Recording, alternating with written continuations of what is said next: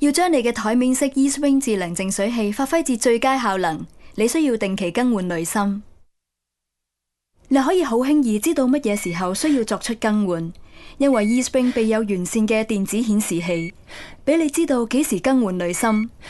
當水透過淨水器流出，系統嘅顯示器會不斷發出嗶嗶聲，杯形圖案會變成紅色，更換濾芯嘅指標已經無法顯示，濾芯夾嘅圖樣會不斷閃動，咁就代表住濾芯已經過濾咗5000公升嘅水，又或者係濾芯已經用咗1年。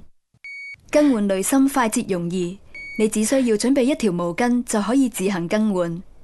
首先只要掹走電源，然後閂咗個水龍頭，將淨水器放喺毛巾上面，星盤隔離，將分流器轉到淨水模式，令水流出。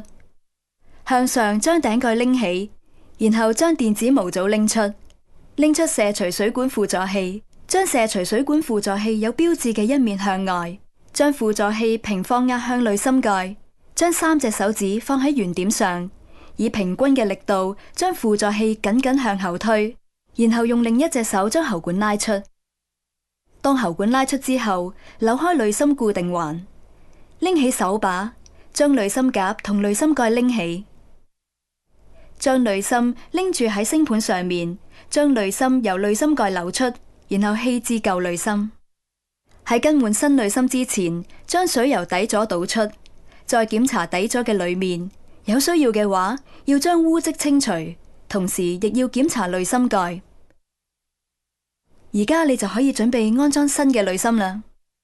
緊緊咁將新嘅濾芯套上濾芯蓋，然後扭上，直至唔能夠再轉動。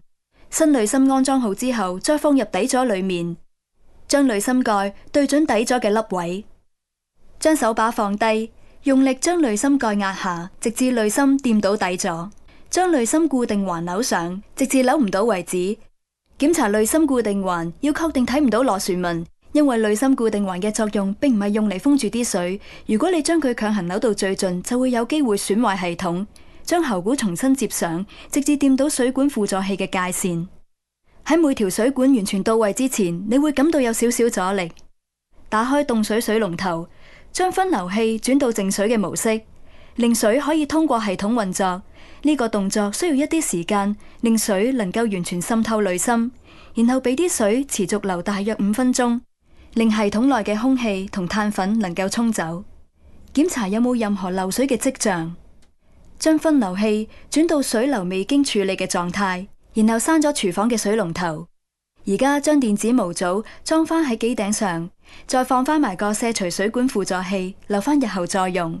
確定電線可以妥善咁放喺背面嘅凹位內，而喉管就放喺插槽裏面。將頂蓋裝返上機身，並確定已經到位。插上電源，等顯示器確認後發出嗶一聲。將分流器轉到淨水模式，令水能夠喺系統內運行。檢查及確定顯示器上有一個藍色杯同藍色嘅水滴流動。當顯示器能夠確認新嘅濾芯安裝好之後，就會自動重設。將 eSpring 放喺原來嘅位置。系統已經準備好重新運作。eSpring 智能淨水器為你同你嘅家人提供清潔、乾淨嘅淨水。